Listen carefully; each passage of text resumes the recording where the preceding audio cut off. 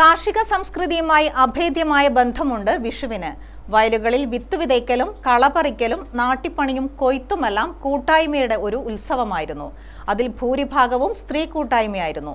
ഇപ്പോഴും ഇതിനെ ചേർത്ത് നിർത്തി കൂടെ കൊണ്ട് നടക്കുന്ന ഒരു സംഘം കതിരൂരിലുണ്ട്. കാണാം അവരുടെ വിശേഷങ്ങൾ. പന്തേരിയിലായി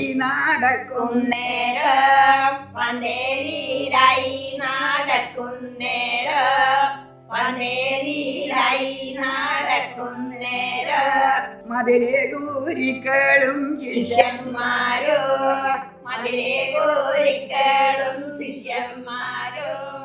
വയലിലെ ജോലി ആയാസരഹിതമാക്കാൻ നാടൻ പാട്ടുകൾക്ക് അക്കാലത്ത് വലിയ പ്രാധാന്യമുണ്ടായിരുന്നു. അത്തരത്തിൽ വയൽ ജോലികൾ ചെയ്യുന്നതിനിടെ സ്ത്രീകൾ കൂട്ടമായി പാടുന്ന പാട്ടാണ് നാട്ടിപ്പാട്ട്. പുരാണ കഥകളിലെയും വടക്കൻ കഥകളിലെയും നായികമാരെ വർണ്ണിച്ചുകൊണ്ടായിരുന്നു ഈ പാട്ടിലെ മിക്ക വരികളും. ഒരാൾ പാടുമ്പോൾ മറ്റുള്ളവർ അത് ഏറ്റുപാടുന്നു. മണിക്കൂറുകളോളം നീളുന്ന ഈ പാട്ട് കേട്ടിരിക്കാൻ വയൽവരമ്പിലും ഉണ്ടാകും ധാരാളം പേർ.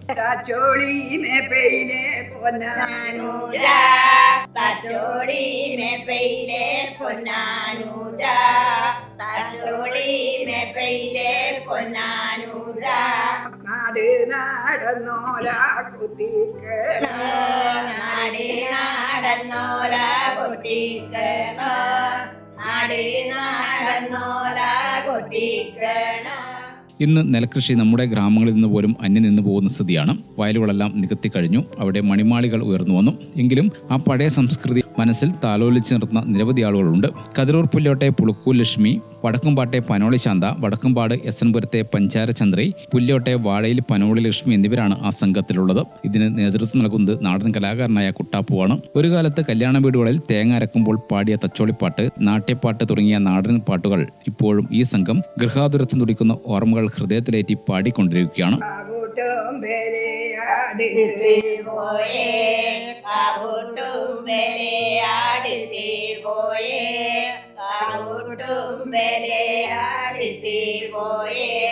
കിഴക്കേ നാട നിർത്തേരുമുമ്പിലേ, കിഴക്കേ നാടയിൽ തീരുമുമ്പിലേ, കിഴക്കേ നാടയിൽ തീരുമുമ്പിലേ.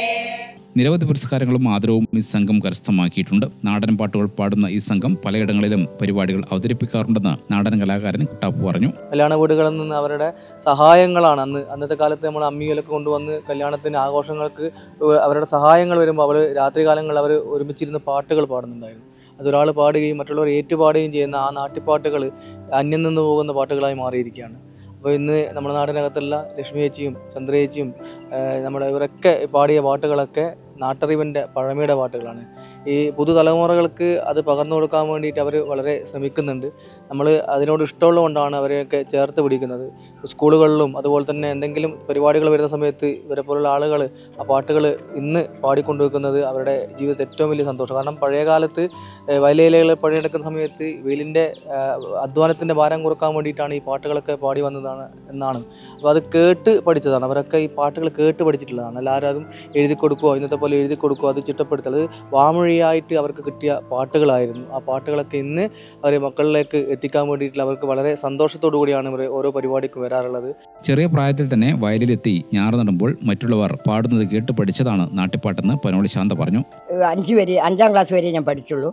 പിന്നെ നോക്കുമ്പോൾ എല്ലാം വയലപ്പണിക്കും നാട്ടിപ്പണിക്കും അങ്ങനെയെല്ലാം പോവുകയും വരികയും ചെയ്ത് പിന്നെ നെയ്ത്ത് കമ്പനിയിൽ നൂല് ചീറ്റാൻ പോയി. അങ്ങനെയുള്ള എല്ലാ ജോലിക്കും പോയ കൂട്ടത്തിലാണ് ഞാൻ.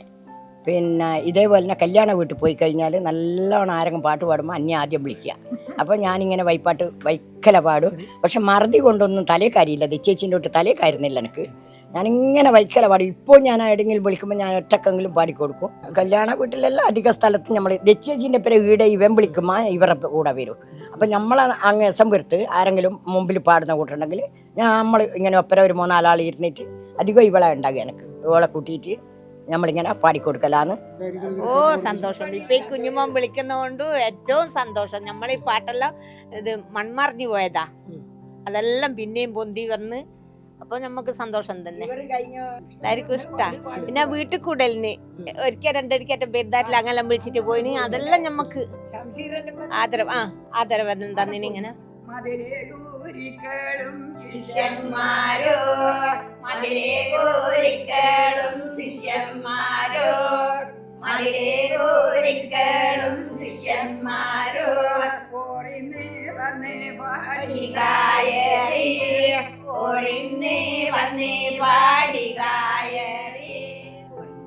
നമ്മളിവിടെ നിൽക്കുന്നത് കതിർ പുല്ലൂട്ട് എന്ന് പറഞ്ഞ സ്ഥലത്താണ്. അന്യം നിന്ന് പോകുന്ന നാടൻ പാട്ടിൻ്റെയും വടക്കൻ പാട്ടിൻ്റെയും ഒരു പ്രധാന കേന്ദ്രമായി മാറിയിരിക്കുകയാണ് ഈ സ്ഥലം പുല്ലൂട്. അമ്മമാരുടെയും അതുപോലെ ഈ പ്രദേശത്തുള്ള കൂട്ടാപ്പ് എന്ന് പറഞ്ഞ നാടൻ കലാകാരൻ്റെയും പ്രയത്നത്തിലാണ് അന്യാധീനപ്പെട്ടു പോകുന്ന ഈ നാടൻ പാട്ടുകൾ പുനഃസൃഷ്ടിക്കപ്പെട്ടിരിക്കുന്നത്.